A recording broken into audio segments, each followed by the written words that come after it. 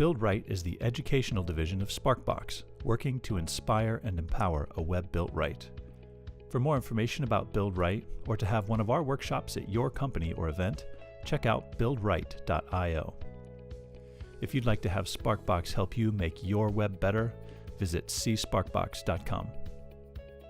In 2016, we were honored to host 6 incredible Build Right Maker Series events here in our training space.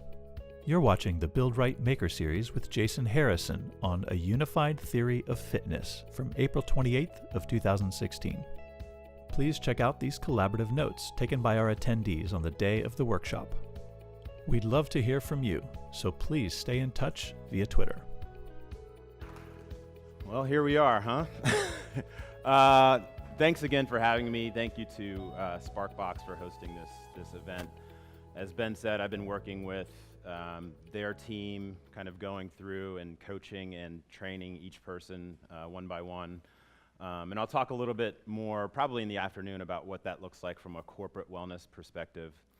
I wanted to start this morning by giving a little bit of my background and how that background shapes the way I approach fitness. And hopefully it'll become clear as the day goes on why that background is important and how that's kind of shaped the way I view getting stronger. So we called this a unified theory of fitness. And I'll make that clear as well, like why did I call it that? I grew up here in Huber Heights, Ohio. My parents are here. My wife is here. Susan is here as well. And I point them out because they're here mainly to make sure that I don't swear, which I will try my best not to do. But actually, it's good that my parents are here because that background really shapes fitness in a weird way. If they don't mind me sharing a little bit about their biography, my dad grew up in Lufkin, Texas. My mom grew up in Germany, came here at the age of 9, not speaking English. And so if you know anything about the South at that time in this country, and if you know anything about coming here as a biracial child who doesn't speak English, it sort of shapes the way you approach the world. You can't infuse yourself into a culture as easily as many people can. And so in my household, from my parents, my brother and I both grew up as sort of watchers in a way. So we went to Wayne High School. As you know, Dayton has had its share of problems of being a segregated city. And so we navigated that. And so growing up, you navigate that, you watch. When you enter a room, you don't just like pop in and just like, what's going on, You survey the room first. You get a sense for what's going on because it can be dangerous if you don't do that. So this watching perspective has shaped me from the time I grew up to right now, where this is what I wear to work. Graduated from Wayne, went to Ohio State, majored in political science with a focus on international relations. And I'm trying to think of the timeline here. The summer between when I graduated from high school and when I went to Ohio State, I read a book about the CIA. And there was a section about analysts and what they did. And I thought, that looks really interesting. You get to read and write and digest a lot of information. So while I was at Ohio State, I wrote the CIA a letter and said, hey, I think this is interesting work. Like, why don't you take a look at me? And it's just one of those things that you do in your dorm room and you don't think anything will come of it. Then a month later, the CIA called me, which freaked me out because it's just like, they're really weird when they call, like, this is so-and-so from like the government or some like bland thing. And so I started the process of getting, polygraph clearance, the whole thing, and I started interning at the CIA when I was still in college. Interned there for a couple semesters, and then when I graduated from Ohio State, I went to work at the CIA as an analyst. And again, so this idea of being a watcher, being an analyst, has been infused in me kind of from the beginning. The problem with me at the CIA is I'm not a real good corporate guy. I'm not a good rule follower, as my parents can probably tell you. And so it wasn't a great fit. Intellectually, it was the most excited I think I've ever been. And I still miss that juice of just like figuring out a really difficult problem and trying to write about it in a way that is helpful to policymakers. But I left there, came back here, and my wife Susan and I, along with PR Frank, who's here, helped start a school called the Dayton Early College Academy, which is still around. Great resource for Dayton. Oh, okay. So taught for a couple years, but we were restless. We didn't really know what we wanted to do, so we were just like, here's a good idea. Let's move to New York without jobs and without knowing anyone, and I'll write screenplays because that seems like a normal thing to do. The thing is like what I realize now is that searching process wasn't about writing screenplays. It was about wanting to live a certain kind of lifestyle that finally, at the age of 40, I've kind of arrived there. But New York was helpful to me, and writing screenplays, failing at that was important to me because it helped me arrive at this fitness thing. When I was in New York, I took acting classes. And there's this guy, this great acting coach, Brad Calcaterra, who still is an acting coach at this place called The Studio in New York. And he talked a lot about the idea of energy and how we have a finite amount of energy. And so the example he would always give is when you are an actor and you have an audition at HBO at 2, don't be trying to run to the A train at 1:45, and then there's a backup on the A train, and then you forgot your lines, and then you're running around, because all that energy, that nervous energy, trying to catch the train and arriving late and rushing in, that's the energy you should be infusing into your character. And that stuck with me. This concept is, he talks about this in the acting context, but I think we do this as well, right? We have job interviews. We're running late. We don't take care of ourselves. We don't get sleep. We don't eat well. We rush into work in the morning with driving and eating the donut, which they have here, and the coffee, and it's rushed, and then you get to work and you're just rushing in. There's that's all energy that we waste. And so that, I think, was one of the first seeds that was planted that led me to this place in terms of how I talk about fitness. New York is where I started training. And so at the time, fitness was always a means to another end. Oh, I'm going to be a screenwriter. Later it was, I'm going to be a freelance journalist. Oh, I'm going to go back to the CIA. And so fitness was not something that I took seriously. And it was only honestly within the last 3 or 4 years that I really began to take it seriously. And that's at the point where I started collecting all of these disparate threads into kind of like one idea of what fitness and wellness can look like. And so that is why we're here, is to talk about my theory of what a fitness life can look like. So the first 2 sections here, we're going to talk about sleep and nutrition. It's going to take a good hour or so before we even talk about weights. And it'll become clear, hopefully, about why we start with sleep and nutrition. Those are the foundations upon which everything else is built. If you're not sleeping well, you're not eating well, this stuff isn't going to do much good for you.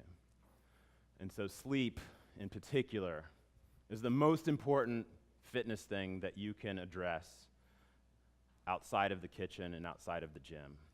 And it's often the thing that when we talk about our schedules, we just ignore it. We don't even account for it.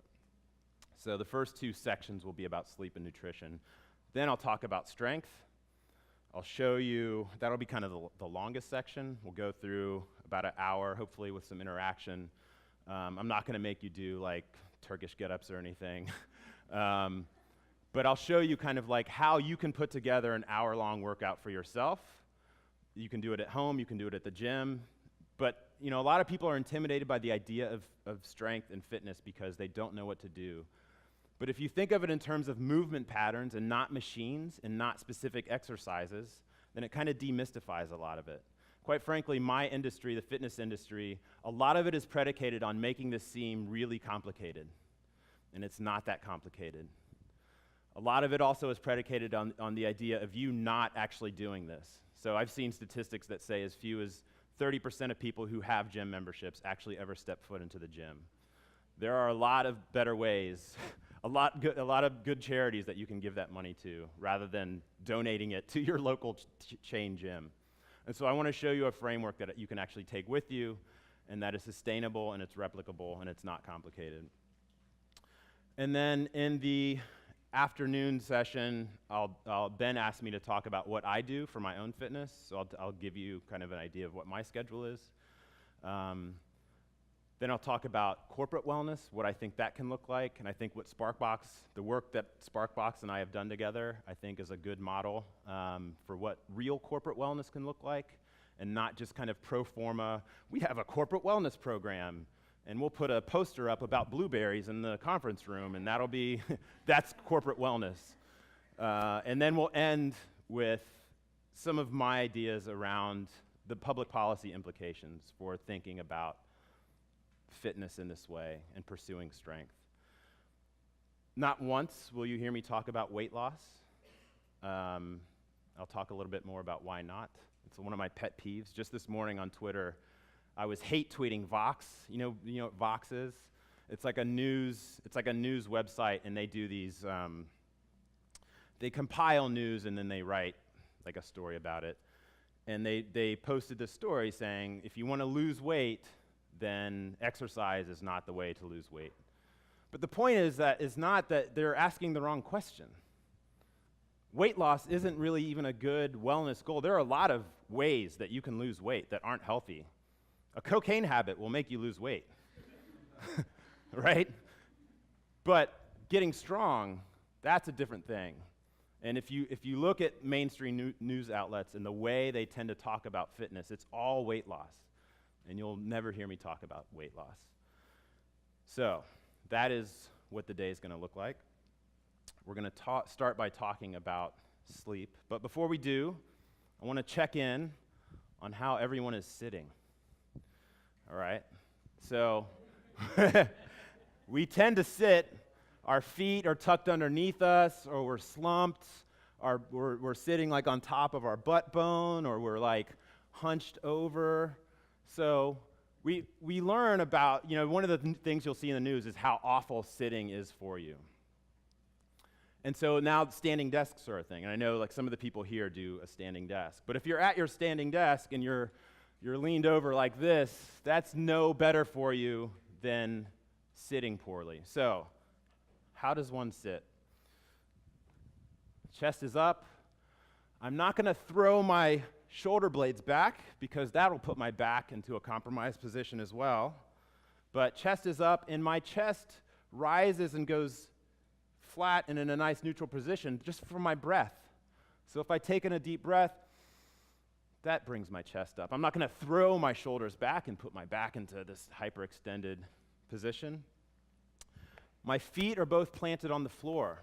So I have active feet. I have 3 points of contact in my feet.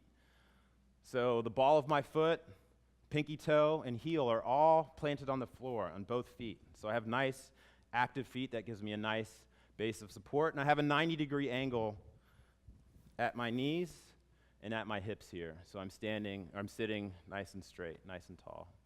This is how one sits in a way that is not debilitating over time. So, check yourself. I had a client in Georgia who her whole thing was like she would sit on her knee, and she was like, I get knee pain. And it's like, well, don't sit on your knee. And so we would do these remote coaching sessions, and I would say, how you sitting? And then I would hear this because she was sitting on her foot, and then she would put it down. But so these are just little things, and this is these collectively, these little things. This is wellness. This is health. It's not weight loss. So when you see somebody say like 10 ways to lose weight, sexy abs for the summer, bikini ready for the, these are people who don't care about your actual wellness and health. All right. Any questions so far? By the way, I should go through all the things that I thought about at first, like when Ben asked me about this back in December, And I had all these like really grandiose ideas about like a stage setup and this whole like thing. And then I realized like maybe a month ago that this whole talk grew out of conversations Ben and I would have while we were training together. And so I have my Jason notes here, my Jason pen that I always have, and my Jason stopwatch to keep me on point. And this is just going to be an extended version of the conversations that I have with clients in between sets. So really informal. Please ask questions if you have them, and we'll have more time in the afternoon to go through that. All right, sleep. So sleep is the most important thing, as I said, in terms of being healthy and well that you can pursue outside of the kitchen and the weight room. It's the most important thing for a strong lifestyle that we don't think about. It's a force multiplier, if you think about it. We think more clearly. We have more so-called willpower, which is another thing I tend not to talk about. Willpower is kind of like this fantasy, like we see people and it's like, he has so much willpower, he's so disciplined. And it's like, no, probably the dude you're looking at just has a process that he's implemented that makes strength and fitness the path of least resistance for that person. It's not willpower. I don't believe that most of us, there's like some standard deviations in the population, but it's not, there's not some people who just have so much more discipline than the rest of us. It's about process, and if you have the right processes in place, then you too can probably have that healthy lifestyle. Productivity. I mean, we all know this just anecdotally. Like, are you more productive at work when you've gotten sleep or when you haven't gotten sleep? Usually when you've gotten some sleep, you're more productive. So we know sort of like intuitively that sleep is important, but it's something that we ignore. The performance costs to not getting sleep are pretty obvious in the gym. So if you come into the gym and you're not rested well, you're not going to be able to work as hard, and therefore you won't build as much muscle, you won't burn as many calories, etc. Also, you're not going to recover as well. So if you do a hard workout and you're not getting sleep, then you're just beating your body up. And likewise, if you're not getting sleep, you're not going to be as focused as you otherwise could be in the gym. So sleep is important, and these are sort of like the obvious things. But I wanted today to just give you an example of something that's not so obvious that has to do with sleep, and that's the hormonal cost of not getting enough sleep. First hormone I want to tell you about is cortisol. Now, cortisol helps you respond to stress. So in a fitness context, cortisol gets a bad rap as like a bad hormone, but it serves us well. So if a bear were to break through that door and start eating people in here, what cortisol would do, first of all, I'd push this guy in the way of the bear, and I would, what the cortisol does is it shuts down unnecessary functions in your body, so you can focus on the task at hand, all right? That's what cortisol does. But it also regulates the use of carbohydrates, so what kind of fuel you're going to use for your body, cortisol has a role to play in that. It also inhibits the uptake of amino acids into muscle. Now, amino acids are kind of the building block of muscle. So if you have elevated cortisol, those amino acids aren't going to go and be used for building muscle. They're going to be just kind of wasted. So you don't necessarily want to be in a state where your cortisol is elevated like all the time. That's not a good thing. So when is one of those times when cortisol is elevated? When you haven't gotten enough sleep. So people who are in a chronically sleep-deprived state also have elevated cortisol. So that's hormone number one. So think about lack of sleep, elevated cortisol. Hormone number two is this hormone called leptin. It's an appetite-suppressing hormone, and it's normally produced at night. Leptin lowers on lack of sleep. So appetite-suppressing hormone is lower when you have lack of sleep. Hormone number three, Ghrelin. That's Ghrelin. It's a short-term hormone saying you're hungry right now. I want a donut right now. That's ghrelin. Right now. All right? It's high before you eat and low after you eat. And it's elevated when you're sleep deprived. So think about a sleep deprived state and what's going on. Elevated cortisol, which will limit your capacity to build muscle. Lower leptin, which will basically make you feel hungry. And higher ghrelin, which also will make you feel hungry. So if you're doing the math at home, and they're streaming this worldwide right now, so people are doing the math right now, what happens when you're in a sleep-deprived state? Anybody? You eat. Right. And we all know this intuitively. When you're tired, aren't you more likely to reach for the snacks or the donuts or run through the drive-thru or order a pizza instead of cooking dinner? This has nothing to do by that. We haven't even talked about nutrients. We haven't talked about any of that, right? We've just talked about sleep so far. And right now, if you're starting in a sleep-deprived state, you're going to eat more and you're going to make worse decisions. So that's why we start with sleep. Now, this whole thing is going to be about the pursuit of strength. And so if you're not starting with a strong base of sleep, then it makes all of the other stuff more difficult. So how do you get more sleep? I want to see if there's anybody in the audience who is, just by a show, if anybody is brave, does anybody routinely sleep less than 7 hours a night? All right. You willing to, each of you, are you willing to play along a little bit here? Troubleshoot this? So how many hours of sleep do you normally get? Probably about 6.5. Okay. And what time do you normally go to bed? About 11:30. And then you get up about 6.5 hours after that? I don't sleep well, so Okay. I wake up a lot. Okay, gotcha. Okay. And is this something that has been going on a long time?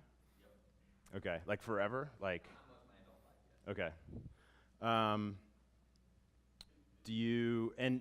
I'm sure you've gone through all the normal, do you shut your electronics off at night? You do that? You drinking caffeine late in the day? No, Only in the morning, okay. And do you know, to the extent that you're comfortable sharing, what tends to keep you up at night? Is there, a thought process that, is there something that wakes you up, or is it? not usually, no. Okay. Crickets do. Crickets. Strange, I'm afraid of crickets in here today, so we are, we have the same phobia of crickets. Okay. So your problem is more the quality of the sleep that you're getting. Okay. And sleep in a cool, dark room? Okay. So what I'm not a sleep expert. It's just interesting to hear different aspects of why people don't get sleep. Sometimes it's schedule. Sometimes it could be something hormonal or in terms of the nutrients that you're taking in. 11:30. Have you tried going to bed earlier? Trying to? When I do, I just lay it. You just lay there. Yep. Do you have any sort of evening ritual that you use to kind of get into that calm sleeping mode? Okay, so with clients that I've worked with who have had similar problems, and this may not be you, but so first of all, that's what the process looks like. I ask a million questions, and then we just try to troubleshoot. We just try to be an analyst. So the thing I would say in your case is to try a gratitude reflection. So I taught for a year in Washington, D.C. I was a middle school teacher, and professionally it was the worst year of my life because of the gap. Not just because of I wasn't making a middle school joke there. I mean, that was part of it. But middle school hormones are it's the worst possible thing. I don't know anybody who says I really miss middle school. Nobody says that. No, what made it bad, and I'll talk about this in the afternoon, joking aside, is the gap between my values and what I was asked to do with these students. It was awful. But I would wake up in the middle of the night. And often. And so I started reading and I knew it was because I was not calm. I was anxious. And so I had started reading a lot about gratitude. And gratitude sounds like one of those Oprah woo-woo. There's like the keys to a new car under your chair. And it's actually scientifically, like, we are healthier when we express gratitude. So one of the things I used when I would wake up in the middle of the night is a gratitude reflection. And so I would choose 3 things from the previous day for which I was grateful. And you can't cheat and just say, like, I'm grateful for my kids or I'm grateful for my wife. Like, you have to be very specific. I am grateful that my wife complimented me on the shirt I was wearing. I am grateful that I got to see my dad before I went to work today. Like, very specific things. And what that does is it gets your brain searching for the positive rather than for the anxiety-producing negative. So for me, I needed to think about, not about having kids like cursing in a classroom and then being asked to yell at them. I had to think about the things in my life that I appreciated. So try a gratitude reflection if you wake up in the middle of the night. The other thing you can try is a simple meditation, and that is starting at your toes and going all the way up to your head. And what this meditation is you just become hyper aware of your body. So as you're lying there awake, rather than thinking like, I'm awake again, I have to go to work the next morning, feel like, what do your sheets feel like against your toes? And don't move from your toes until you are aware of that. And then as you become aware of each body part, move up. So then, like, what do my knees feel like? What do my thighs feel like? What does my stomach feel like as I'm breathing? I use that one a lot too, and a lot of times that would help me fall back asleep. So a couple of things to try. You also said that you sleep. By the sheepish grin on your face, I'm thinking this may be more of a lifestyle issue, perhaps. Maybe. All right, so how many hours of sleep are you getting? Between 4 and 15. Okay. All right, on the 4-hour nights, what tends to be the issue? I don't go to sleep till 4 in the morning. Okay. And what are you up doing? Reading. Okay. Thinking. Yep. Not tired. Reading, thinking, not tired. Okay. So this is where, so those 4-hour nights, are you thinking like it's time to go to bed, or you're not even thinking it? Around midnight, I'll know, I should go to sleep. Yeah. So this is a very common thing that many of us do. Like, sleep just pops up on us. It's like midnight, and it's like, oh, I should probably do something about this. And we do this with food, we do this with working out, but with sleep in particular, this is where it needs to be like an important part of your day. I would argue the most important part of your day. And so what I would say in this case is you want to establish some sort of like nighttime ritual as a trigger for yourself to move into that sleep mode. And for some people that would be reading, but for you it seems like maybe that may not be a good idea. It could be, I had a client in Denver who was a very serious, like high-level international attorney, and similarly not sleeping for various lifestyle things. And what she implemented was a evening tea ritual with her daughter. So every night around the same time, they would make tea together. She would read her daughter a story, and that was the trigger that told them both it was time to go to bed.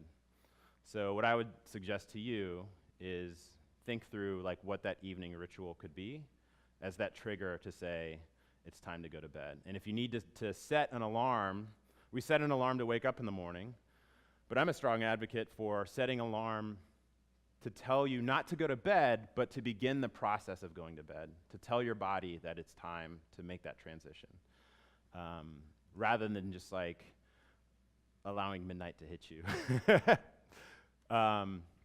So again, like this, I'm not a sleep expert, but these are just like simple questions you can ask yourself, again, as an analyst, not as a judge, and not in any sort of shameful way. So you see in both of these cases, Like, there's no shame around that. So it's just like a fact. Like, I sleep between 4 and 15 hours, that's what I do. And so I don't make fun of that. Like, that's just the fact of life. If you analyze my life, you would see things where you would think like, oh, let's analyze that. Let's talk about that. So it's interesting that Ben started talking about the values of the Maker series. And those are the values that I have as a fitness coach. There's never any shame, never any guilt. Just tell me what's going on, and let's ask a lot of questions, and let's figure it out. All right, so how do you generally make sure that you get a lot of sleep? The first thing you should do when you look at your calendar for the week, block off 7 to 8 hours. Just eliminate those as a possibility for using those in your daily life. Do you understand what I'm saying there? So you have your Google Calendar, go to 10 p.m. to like 6 a.m. or whatever, and just eliminate those. And then you begin to build the rest of your schedule. How do most of us do it? The other way. We pack our schedule, and then when sleep happens, it just sort of happens. And then we end up at midnight thinking, like, I should really be in bed right now, or I should be really asleep. And it doesn't make you weak or stupid or whatever the fiction we tell ourselves if we don't get enough sleep. You're planning not to get enough sleep. But if you implement the process right away of building your schedule around sleep and making that the number one priority, then you're much more likely to actually get 7 to 8 hours of sleep. Any questions about that? Are we sleepy now? Like, is this where, this is actually what you should do is replay this Maker Series event, and you'll right asleep. No, Ben, you had a question. What about so we talked about the 4 hours, what about the 15? Yeah, that's a good question. I mean, I imagine what's going on there is just, it's so unregulated, and if you're going to bed, I mean, one of the basic things, like if you read, like people who are actually doctors, which I am not, they'll say, like, you want to try to go to bed at the same time every night. And so these wild fluctuations in how much sleep you're getting, like you're super tired and then you're sleeping for 15 hours and then you're staying up all night and only getting 4 hours, it's just consistency. And this is a theme we'll kind of go back to, consistency in terms of food, consistency in terms of working out. These are your friends when it comes to pursuing a fitness life. And so the same thing is true. You want to try to set your alarm, get up at the same time, go to bed at the same time every night to the extent that that's possible. So, yep. Is there such thing as too much sleep? That's a good question. Then I'm gonna say I'm not qualified to know the answer to that. What was the question? Is there? He asked, is there such a thing as too much sleep? I think a doctor would probably say if you're sleeping like 12 hours a day or something, that can be a sign of something not being quite right. But I know younger people tend to need more sleep than people as they get older. But the answer to that general question is I'm not sure. I think, like I said, sleeping more than the norm can be a sign that something else is going on, either depression or something going on in your body. But I don't know if that is helpful at all. You use 7 hours? Yep. So like a center dude, like my dad, he sleeps like 4 hours a night, and he's a machine, man. That guy can outwork me any day of the week. Yep. And it just doesn't seem like he needs sleep. Is there a type of person that is more likely to need less, or is that just not true?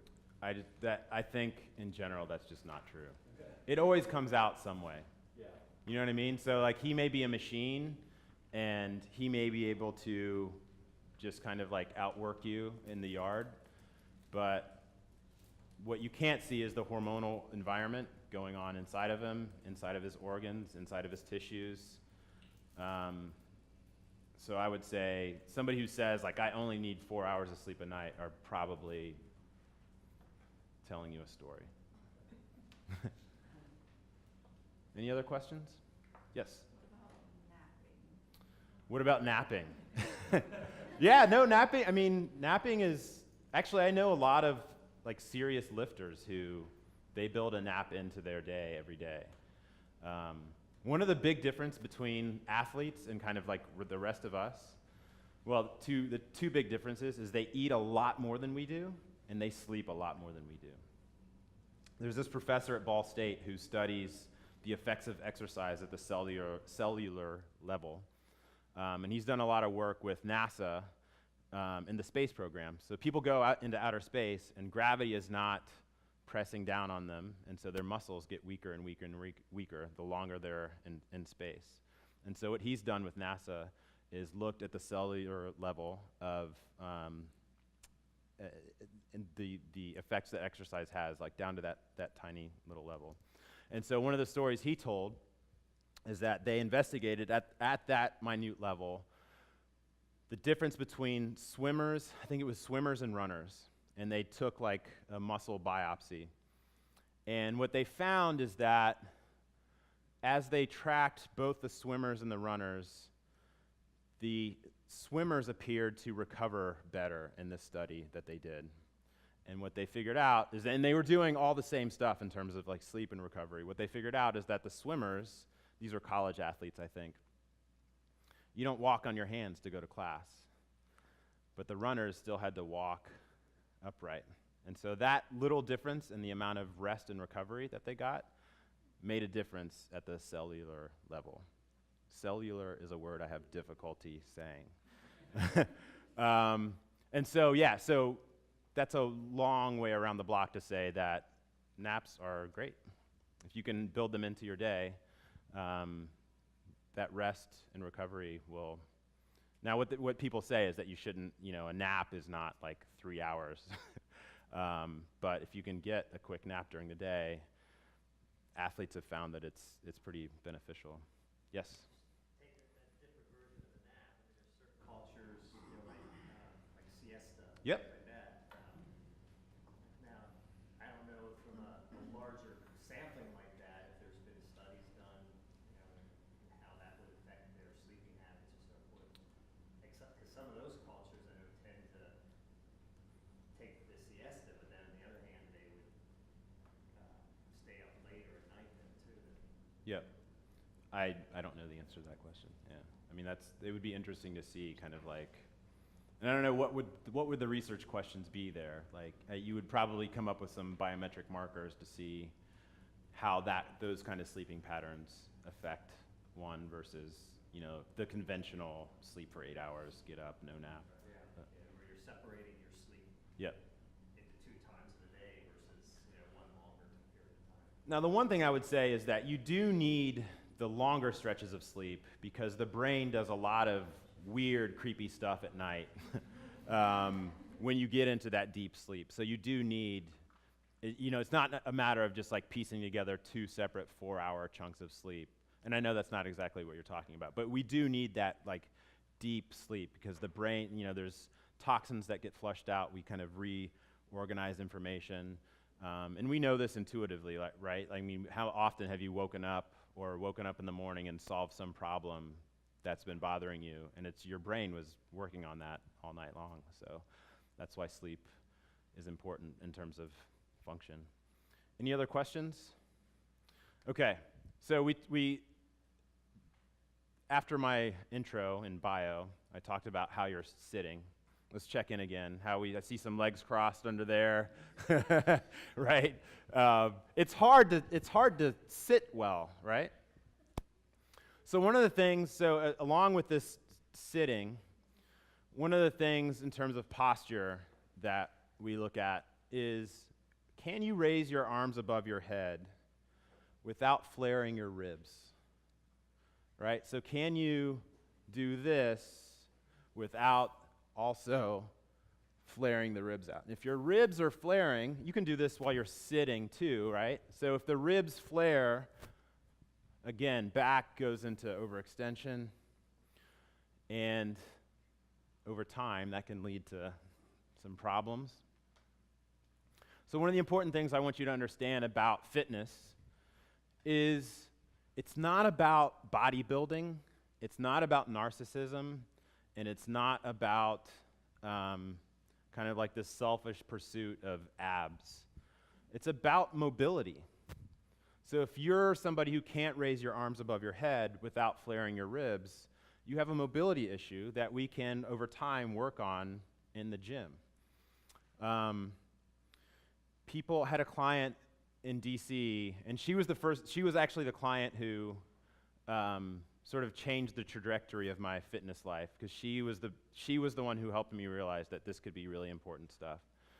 And when she came to me for the first 6 months, we didn't talk a whole lot. I had her like 3 days a week at 6 a.m., and I thought she hated me. I would tell Susan, like, I think this person hates me. It's actually, I say that to Susan a lot. Like, I think this person hates me. But in this case, I was talking about this particular client, and what I realized is when she first came to me, she came to me because of like some stuff going on in her life, and she hesitated to do it, even though she knew she needed to get well and get strong. She hesitated to do it because she felt like it was selfish. And that really stuck with me, because that's kind of how we view this. Like, oh, you're one of those gym guys, right? And they just think you spend your nights like shaving down in the mirror and like oiling up and flexing. And it's not about that. I mean, if you want to shave down, I mean, I'm not judging that. If that is your thing, that is cool. But it's about moving well and feeling strong and being able to pick up your grandkids and run around in the yard and not be the guy who in his 60s is laying on the couch because your back went out, right?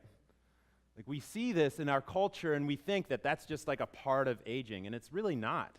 It's a part of aging because we stop doing stuff. And all of that starts with sleep. So you're trying to get strong, you're trying to get well. You want to figure out that sleep part. You want to block sleep off. Now we're going to move to the kitchen.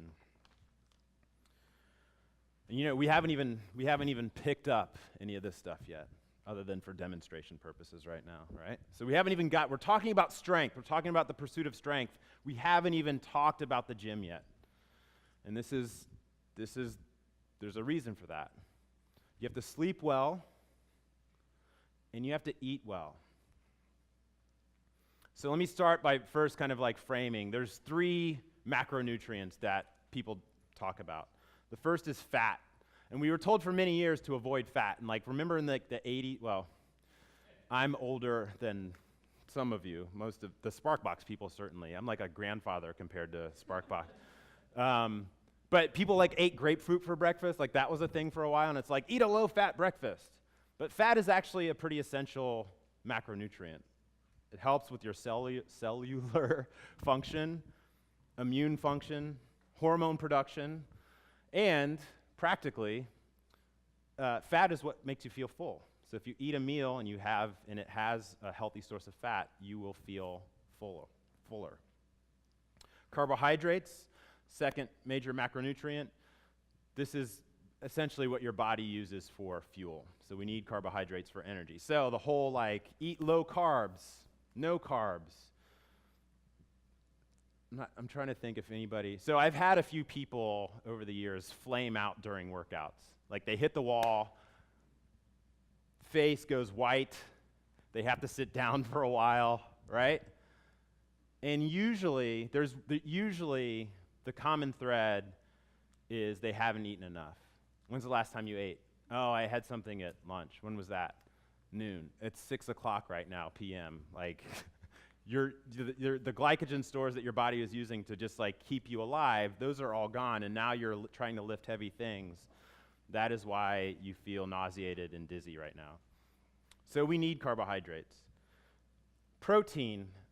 Protein in the fitness context, remember the guy who shaved down and oiled up and stared at himself in the mirror? We think of that guy just like eating like scoops of protein because like he's a narcissist and like you need protein to build your body and have abs. But protein is actually, it's not just for muscle building. Protein is an essential function giving you a strong immune system.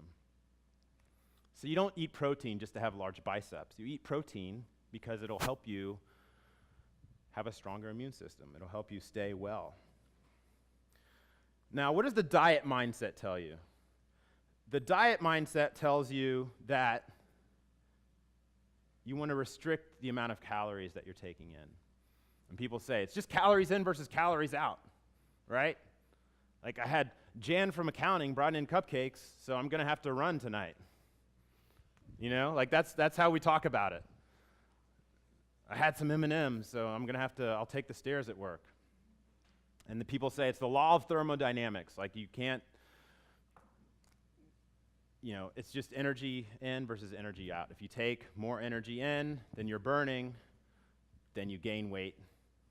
And in the reverse, then you lose weight.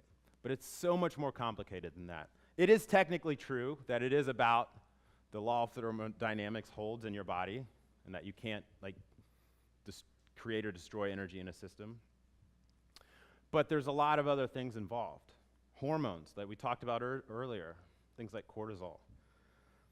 Tissue, like muscle, is a part of this conversation. So it's not just about, I ate a cupcake, now I'm going to run it off. That's not the way the body works. Now, what does the strength mindset say? So the first mindset is the weight loss mindset. The strength mindset says, I must eat well. I must eat well. One of the common things that I see, I have a client come to me or they'll call me and they'll say, like, I'm a really clean eater.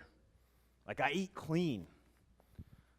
And so I ask them more questions. Well, what does that mean, I eat clean? Usually it means they're not eating much at all. They get their, like, organic quinoa from Whole Foods, and then they're not eating anything again until dinner, and they're wondering, like, why they feel like hell.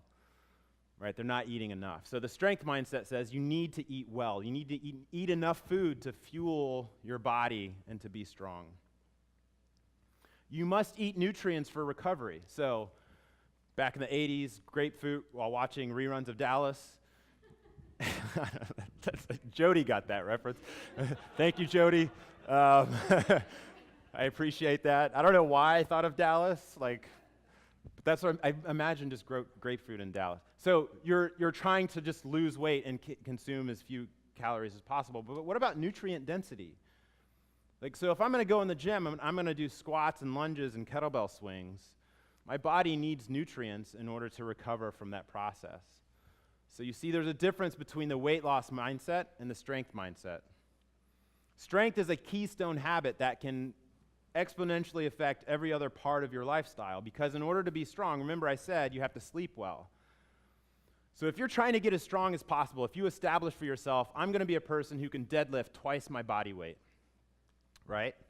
Chances are you're going to be thinking more clearly at work too, not because you can deadlift twice your body weight, but because you're having to sleep in order to achieve that strength goal. Weight loss mindset says, I'm just going to starve myself. I don't have to get enough sleep. It doesn't matter. Strength mindset is a lot different. It's a lot healthier. So, talking a lot about strength, muscle is important for your metabolism. So, again, key difference between weight loss mindset and strength mindset. Why do we want muscle so much? It's not because I just had this flash in my head, muscle. So Prince George's County, Maryland, which is a great place. This is where we lived before we moved back to Ohio. It's not known for its professionalism though, to be honest. So right before we moved here, I was setting up a P.O. box for our business. This is a long way around the block for this story, so I apologize in advance. Right, we're setting up the P.O. box to come here. Walk in, waiting, they're helping me out. The manager of the post office. So the woman, she's not wearing the post office shirt. She's a manager. She runs the place. She walks in, I'm kind of wearing what I'm wearing, leaning on the counter. She walks in, she looks at me, she goes, "What's up, Muscles?" Say, what are you doing today? And I was like, "Oh, I'm setting up, have a fitness business." "Oh, you're a trainer? Lift up your shirt, let me see." This is the manager of the post office. So, listen, muscle is not just so you can have the lady at the post office ask you to lift up your shirt. it actually serves a purpose in that when you're at work, you're coding, you're sitting at the park, muscle is a thirsty tissue, and it's going to be consuming calories while you're sitting there. So if you ever met somebody who goes into one of those like diet starvation modes, and they lose weight and they're smaller, but they're kind of squishy, they kind of get that skinny fat, it's because they're burning away, they're eating away at all their muscle too. What you want is, usually when people come to me and they say, I have these fitness goals, they say they want to lose weight, but what they really want to do is have a leaner body. And to have a leaner body, you need muscle, because muscle is what will keep you looking lean, and when you burn that fat, then you can see the contours of your body. So it's kind of like a force multiplier, just like sleep is. All right, so you need to eat well, you need to sleep well, you need to eat well in order to get strong. So what are some proven strategies to eat well? The first one, and everybody at Sparkbox has heard this a million times, vegetables at every meal. Vegetables at every single meal, including breakfast. They did me a solid today by bringing in, they found salad somewhere. I know it was just donuts at first. And then they found like salad somewhere and they put it. But that, vegetables at every meal. Why vegetables at every meal? You get some nutrient density. If you eat vegetables, it's a built-in portion control. So imagine, just do the thought experiment. Try to overeat like a big bowl of salad. It's hard to do. Like, you get full pretty fast. So if you fill half your plate with vegetables to start and then work everything else around that, that is your diet plan. And so this is sustained, rather than like counting calories and weighing your food and like points and like little, I remember they used to have this thing, I don't know if it was Richard Simmons or not, like the Deal a Meal program, where you had like a wallet and you like pulled out, like every time you ate like a piece of sausage, you pulled out like the sausage card, and like you couldn't use that anymore. I used to watch a lot of TV. It's not any, because that's not sustainable. Like, you know, when people ask me, what do you think about this diet? The first question I always ask is, can you imagine yourself doing that in 10 years? If you can't, then why waste your time on a system that you're not going to be able to sustain? Just learn to eat well now, and then you'll be able to do that. If you can implement into your household culture that you eat vegetables at every meal, that is something you can imagine doing in 10 years. Living in Ohio, geographically, it's interesting. You know, we just moved back from, we've lived in cities on the coasts. One of the first things I noticed moving back here is it's difficult to eat vegetables at every meal if you're eating like not at home. So the second proven strategy is to cook most of your meals at home. Because if you go out to breakfast in Ohio, chances are your plate's going to look pretty beige, right? PR, you just went to the breakfast club? Pretty beige plate, right? No green, no side of greens that comes with the. You had lettuce on your sandwich. So that's the extent of it. You go to and by the way, I'm not like advocating for like hipsterville here, but you go to hipster Brooklyn where all the kids are like wearing skinny jeans and have mustaches and like make artisan pickles at night or something. But if you go to a cafe in Brooklyn, you just get like a side of green. It's just part of the culture. And so it is harder in Ohio to eat vegetables at every meal. So you just have to compensate by eating most of your meals at home. All right, so you're eating most of your meals at home. You're eating veggies at every meal. One of the things that's easy to implement that is a strategy for like consuming less is just put your fork down in between each bite. So the goal here is to actually eat slowly so that your brain is aware that you're full. What do? We sit in front of the TV and we just like double fist food and keep like mashing the food into our face, right? We don't put our fork down. we're watching like the season finale of like some reality show or something, and we're just like shoving food in our face. Put your fork down after each bite. Better yet, put your fork down after each bite and look at the person across from you with whom you're eating and ask them a question and listen to the answer. Pay attention to the people that you're with. Seems like not like a wellness thing, but it really is. Put the phone down, put the phone away, turn your phone off. These basic elements, sleep, food, movement, we ignore, like we don't treat them with the importance that they really deserve. When you're eating a meal, that's an important thing. When somebody's made a meal for you, or you make a meal for somebody in your family, that's like a pretty intimate deal. So treat that seriously. Put your phone away. Talk to the person in front of you. But the simple way of putting it is just put your fork down in between each bite. Beverages. This is going to disappoint a lot of you. Water, coffee, tea. Anything else is a treat. So I'm not saying don't drink anything else. If you go upstairs for the happy hour, you will see me consuming a Manhattan. I think. You're bringing a guy in, right? And he like, that's why I came. Water, coffee, tea, yeah. So I'm not saying, don't drink these other things. Have a beer.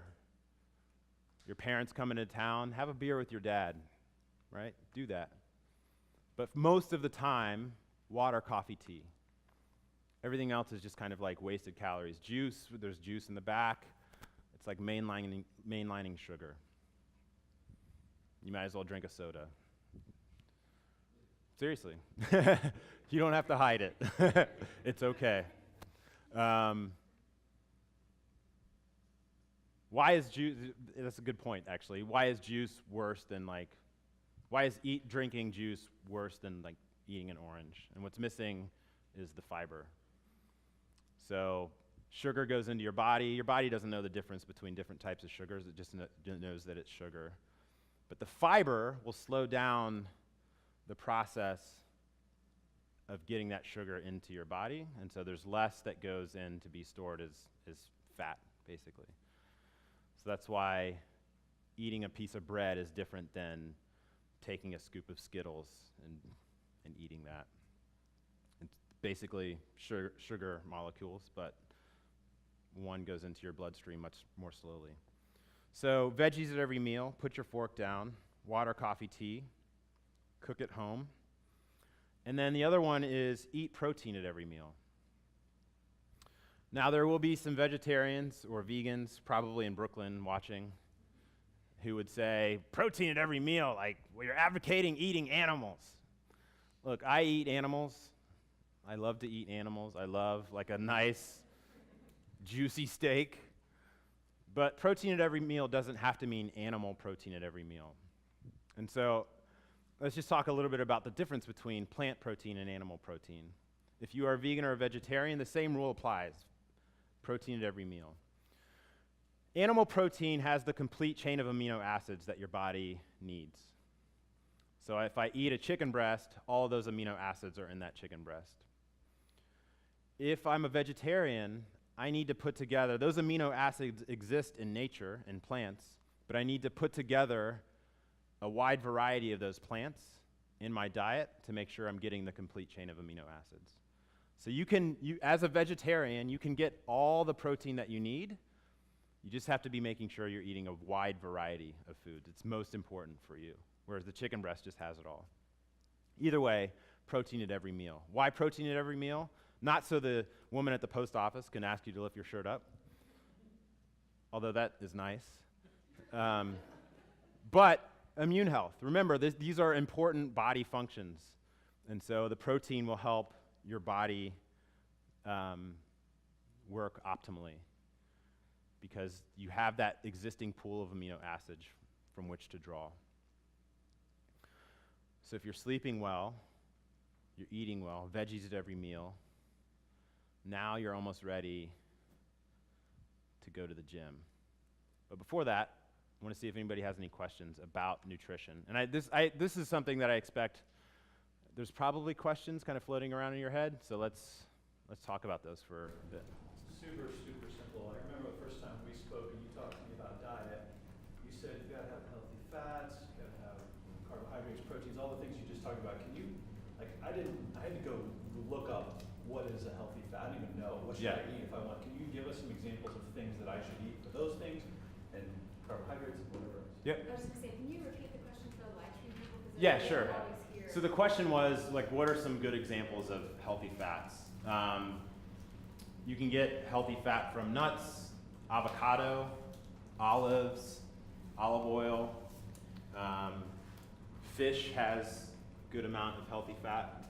I don't advocate or push for, I don't push supplements, and so this is not a recommendation, but like the one vitamin that I take every day is a fish oil supplement.